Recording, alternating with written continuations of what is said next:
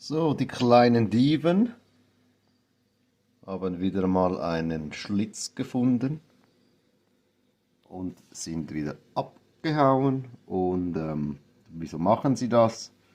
Weil ich ihnen kein Jelly mehr gegeben habe. Und das heißt, der kommt jetzt und saugt sie alle auf.